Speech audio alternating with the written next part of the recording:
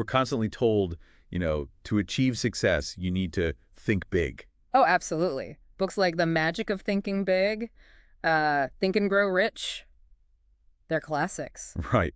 And there's this huge, like, multi-billion-dollar personal development industry basically built around that one idea.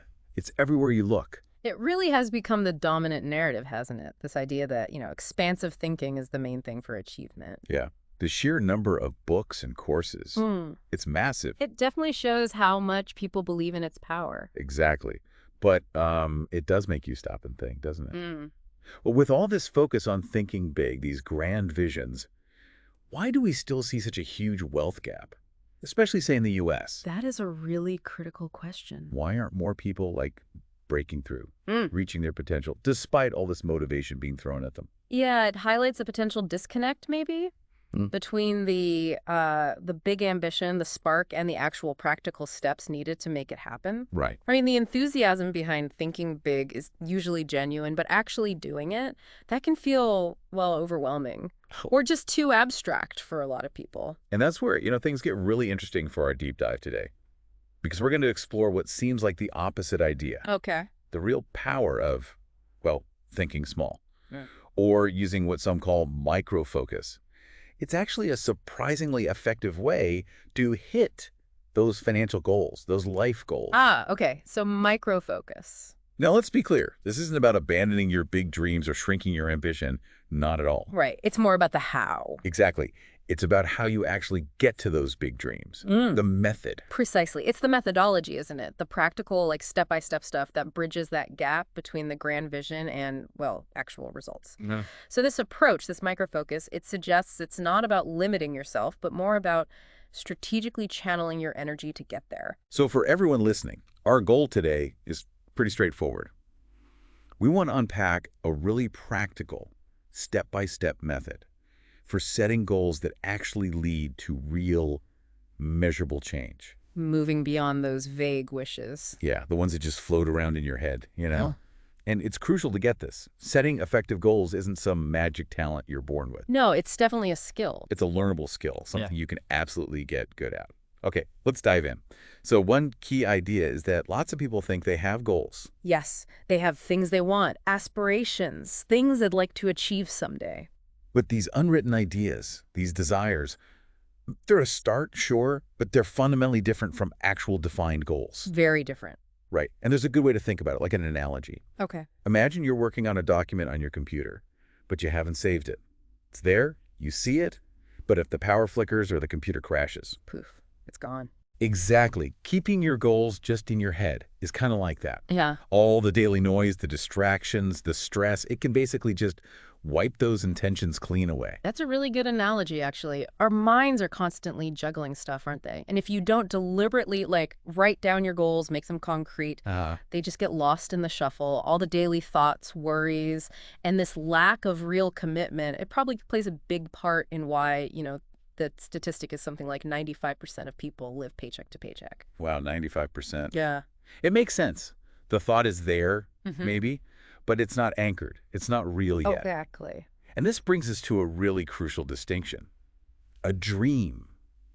That's just an unwritten wish, something you hope happens. Right. A maybe someday kind of thing. But a goal is a dream with a date stamped on it. Ah, the deadline. Yes, that simple act, writing it down, giving it a deadline, that's what moves you into, like the top 5% of people who are actively steering their own lives, taking control. The act of writing it down, it creates a tangible commitment, doesn't it? Totally. It shifts the aspiration from just a passive wish, like you said, to an active intention.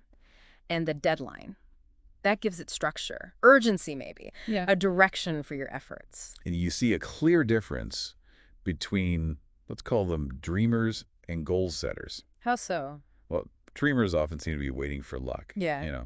Like winning the lottery or something external. Waiting for something to happen to them. Exactly. Whereas goal setters, Yeah. they're proactive, they're focused. They get that they are the ones driving their own success. It's a fundamental shift, isn't it? From passivity to agency, from waiting to doing. Precisely. So a basic goal then is just a written statement of something you want to do, with the completion date. Simple definition. Yeah. So think about those initial desires we mentioned. I want to lose 22 pounds. Yeah. Or I want to make $10,000 for charity. There's a starting points. Oh, right. But they're missing something vital to become actual goals. Exactly. They lack the specifics, the time frame, the things that let your brain really lock onto them as targets. Yeah. And this brings us right to the core of this micro-focus idea. Okay, now this is where it gets really good. The secret, the key to turning those intentions into actual achievements. It lies in something specific. Which is... You become what you consistently focus on. But, and this is the kicker, it's not just any focus. It needs to be micro-focus. Micro-focus. Okay, so it's about precision, intensity. Exactly. The emphasis is on the precision of your mental energy. It's not enough to just vaguely want something. No. You need to direct your attention with, like, laser clarity, think small, focus precisely, and that dramatically ups your chances of getting what you want. Okay, I get it. Less scattergun, more sniper rifle. Huh. Yeah, that's a good way to put it. And this micro-focus goal has 4 key parts. Element 1, a clear statement of what you want. Right. So, using that weight loss example, Mm-hmm. I want to lose 22 pounds.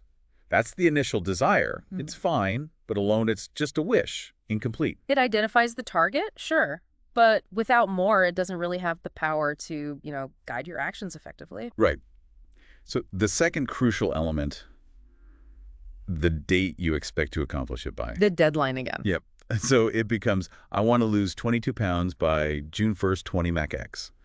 And this is so important because setting that deadline and writing it down, it does something powerful. It basically tells your brain, okay, get to work on this. This is where the neuroscience bit comes in, right? Kind of, yeah. Setting that specific deadline triggers a different kind of mental engagement.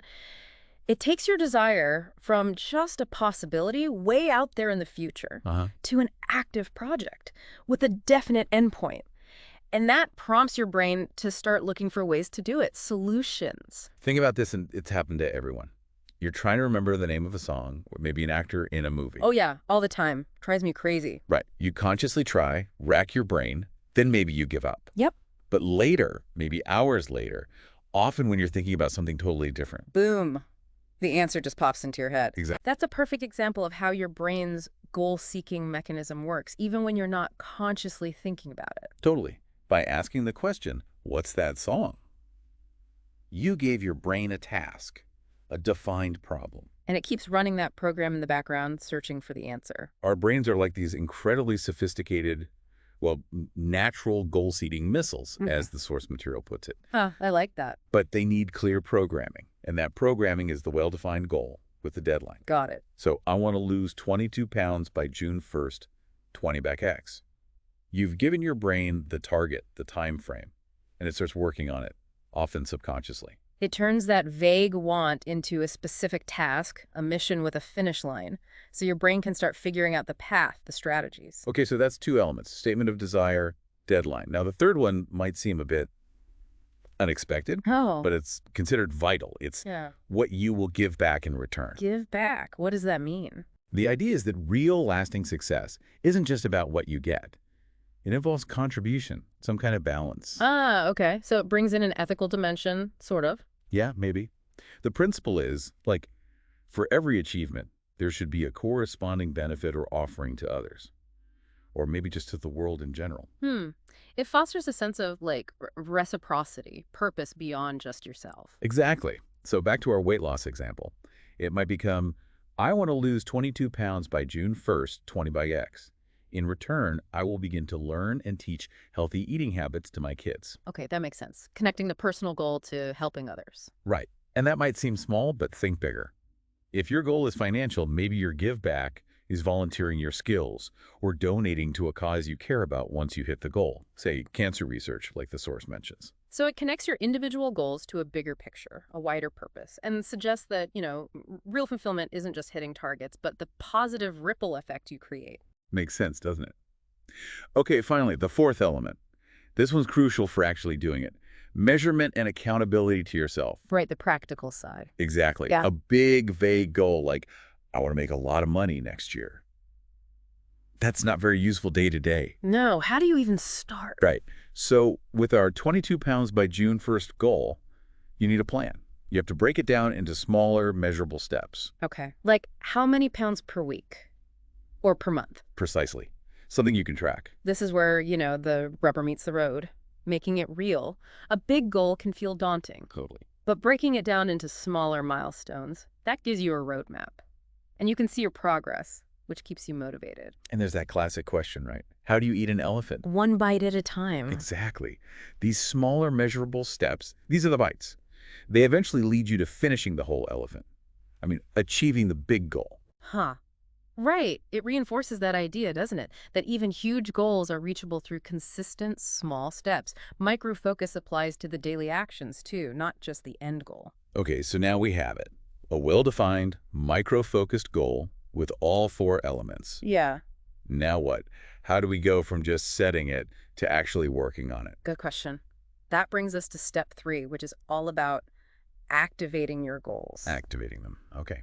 This step is really about making that goal a consistent part of your conscious awareness, keeping it front and center, reinforcing your commitment. And there's a specific technique for this, isn't there? The 3x5 card method. That's the one. Simple but apparently effective. You take a basic 3x5 index card. Okay.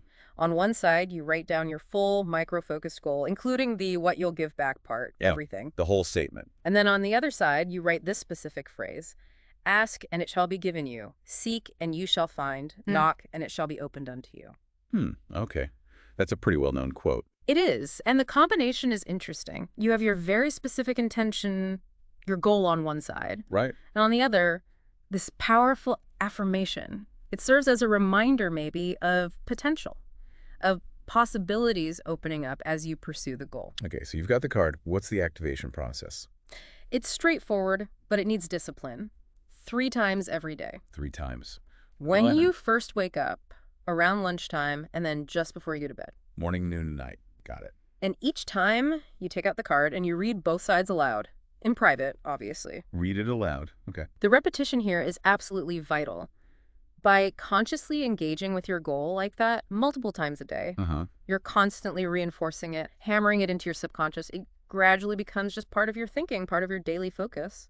I can imagine some people thinking, read a card 3 times a day. That sounds tedious or maybe a bit weird. Yeah, I get that reaction might come up, but the counterpoint offered is, well, think about the alternative. Which is that brief daily repetition really more tedious than just spending your whole life trading time for money indefinitely? Good point. Or maybe even working hard to help someone else achieve their clearly defined goals because they are doing this kind of process. Ouch. Yeah, that puts it in perspective. It highlights that choice, doesn't it? Between proactively shaping your own life or maybe just passively helping build someone else's vision. Right. So this small investment of time, this daily repetition, it's framed as a potentially transformative habit, a way to build commitment and form new success patterns. Which actually leads us perfectly into the next step. Step 4, cultivating success habits. Makes sense. The daily card reading is itself a habit. True. And apparently 2 key external factors have a huge impact on your ability to maintain that micro-focus. Okay, what are they? The kinds of books you read and the kinds of people you hang out with. Your inputs, your environment. That makes a lot of sense. Yeah. They shape your mindset, right? Yeah. Which then shapes your actions. Definitely. Consistent exposure to positive, growth-oriented stuff, information, people that can really change your trajectory long term. So let's talk reading first. The recommendation is pretty specific. Yeah. Read for at least 20 minutes every single day. 20 minutes. And specifically from books focused on motivation, personal development, that sort of thing. Feeding your mind with empowering ideas, strategies, success stories. Exactly. It's about ongoing learning, keeping inspired. Interestingly, they mention Warren Buffett reading the People section of USA Today. Really? Wow. Finally, just to stay connected, stay current with what's going on in popular culture. So it's about continuous learning, but also staying relevant. Interesting tactic. Okay, so reading daily. What else? Exercise. Physical activity. The mind-body connection. Totally. The physical benefits are obvious. Right. But the mental benefits are just as key for this. Endorphins, focus. Exactly. Aim for at least 30 minutes of activity, maybe 4 times a week. Those endorphins boost your mood, sharpen your focus, huge for staying on track. Yeah, the link between exercise and brain function is pretty solid. Better blood flow, better focus, better mood, maybe even more creativity, all good things for goal achievement. For sure. Okay, so reading, exercise, Huh? and the third one was people, associations. Who you spend your time with. Yeah, that's huge. The advice is simple. Surround yourself with people who are also striving, who are heading in a positive direction. People who support your ambitions. Makes sense. Your environment again, joining groups, organizations. Yeah, finding your tribe, so to speak. Now, here's an interesting specific suggestion mentioned in the source material. Okay.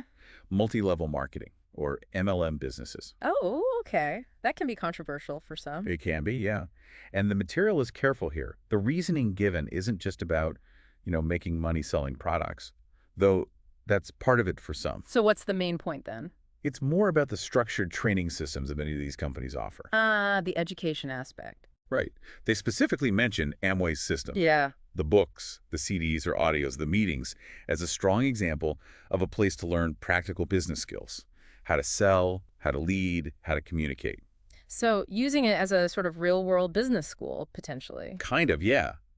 But, and this is important, the advice is absolutely clear. Do your own thorough research on any MLM company before jumping in. It's not a blanket endorsement. Right. Due diligence is key. Okay, so associations are important. Create a supportive ecosystem. Exactly. Encouragement, accountability, maybe learning from others. Makes sense. And here's another really practical tip, especially for commuters. Okay, I'm listening. My commute feels like wasted time. Right. Turn your car into a center of learning. A university on wheels. Pretty much. Instead of just music or talk radio, listen to motivational speakers. They mention names like Jim Rohn, Zig Ziglar, Les Brown. Classic speakers. Powerful stuff. Yeah. Frame it as brain-empowering information. You're essentially training your brain for that micro-focus during time you'd otherwise just be driving. That's smart. Leveraging that downtime for continuous learning, inspiration, reinforcing your goals. I like that. There's even this powerful little anecdote shared about Denzel Washington. Oh, yeah? Early in his career, apparently he was feeling a bit lost, unsure. He was in his mother's beauty salon. Okay. And this woman there, who'd known him since he was a kid, wrote something down on a piece of paper for him. Like a prophecy, almost. Now, what did it say? It said something like, "You will travel the world and speak to millions of people." Ooh. And apparently, Denzel Washington still carries that note with him today. No way. That's incredible. Isn't it? It just shows the power of a clearly stated vision, a goal, even if someone else gives it to you initially, when it's combined with, massive effort. That's a really compelling story, how a clear vision, if it resonates, can just ignite something and fuel that persistent action. Wow. Which brings us perfectly to the final step. Step 5. Take massive action now. Ah, the action part. Can't forget that. Definitely not. They bring up Bill Gates here. There was an interview where he supposedly listed 4 keys to his success. Okay, what were they? Goals, timing, luck, and the big one, massive action. Massive action. Yeah, you hear that a lot in entrepreneurial circles. And the emphasis here is definitely on that last one. Massive action. It underlines that basic truth, right? Planning is great, goals are essential, but they mean nothing without actually doing something. Consistent, significant effort. It's the bridge, the indispensable bridge between setting the goal and actually achieving it. Absolutely. Nothing happens without action. Look at Dates and Paul Allen locking themselves away, coding like mad. That's massive action. Right. Bringing their ideas to life through sheer dedication. And it all connects back to microfocus. How so? Whatever your clearly defined, written down 4-element goal is, you need to microfocus on it and take massive, consistent action towards it. So focus and action together. Yeah. And trust that your brain, now that it's properly programmed with a goal and deadline, will help you figure out the path. As long as you stay in motion, keep taking steps. It's a great reminder that, sitting still is the enemy. Inertia kills dreams. Totally. Taking consistent action, even small steps sometimes, builds momentum. And it gives your brain the real-world feedback it needs to adjust course and find the way. And alongside that action, remember to keep feeding your brain the right stuff. Positive, empowering information. Like turning off the negative news cycle. Exactly. That's specifically mentioned. Turn off the constant negativity. Instead, maybe pick up a book on leadership. They suggest John Maxwell. Think of it as becoming the leader of your own life. Creating that supportive internal environment, too. Curating your thoughts, just like you curate your associations. Makes sense. So look, to wrap this up with something really concrete for everyone listening, Here are a few immediate action items you can do, like today or tomorrow. Okay, let's hear them. Practical steps. First, find and listen to The Strangest Secret by Earl Nightingale, and also Think and Grow Rich by Napoleon Hill. You can find audio versions of these free online pretty easily. Okay, 2 classic audio resources. Good starting point for mindset. Second, right after listening to those, actually sit down and write out your first real micro-focus goal. Use those 4 elements we talked about. Statement, date, give back, measurement. Got it. Make it real. Third, maybe start doing a little research. Look into some network marketing businesses, specifically focusing on ones known for having good training systems. Again, research is key. Exploring options for learning and potentially earning. Okay. And finally, fourth, schedule it. Actually block out time in your calendar, 30 minutes of physical activity, 4 days this week, put it in writing. Commit to the exercise habit, okay? Those are solid, actionable steps. Mindset, goal setting, research, health. Covers the bases. Right, so there you have it. You listening right now, you are genuinely equipped with some potentially powerful tools here for achieving success your way. The ability to think small and create wealth, as the title suggests. Exactly, and you should really give yourself credit for tuning in, for investing this time in learning and growing. Yeah, absolutely. So many people might just complain or stay stuck. Choosing to learn, to engage with new ideas, that's proactive. It really is. That willingness to learn, try new strategies, Yeah. that's often the key difference, isn't it? Between people who reach their goals and those who just keep wishing. Definitely. And hey, remember, the point isn't that you need to become the next Bill Gates or Denzel Washington. No, it's about your own life. Exactly. It's about living a life aligned with your own accomplished goals, whatever those may be for you. Create the goals, use the micro-focus framework, Write them down, use the card, read the books, move your body, watch your associations, follow the steps consistently. and you will start to see changes. It might take time, but change will happen. Definitely check out those free audio resources we mentioned. They're foundational. You really do have this potential inside you. Just remember, it's about progress, not perfection. Keep moving forward, starting today. And maybe a final thought to leave everyone with. Yeah. Now that you've heard about this power of microfocus, ask yourself, what is the very first small, specific action you will commit to taking, maybe even today, towards your biggest dream? Ooh, good question. Make it immediate. Yeah, because that journey of 1,000 miles, it always starts with that single step. And maybe also consider checking out James Allen's As a Man Thinketh. It's another one of those foundational books in this whole area, really exploring how our thoughts shape our reality. Could be another great step in building that micro-focused mindset.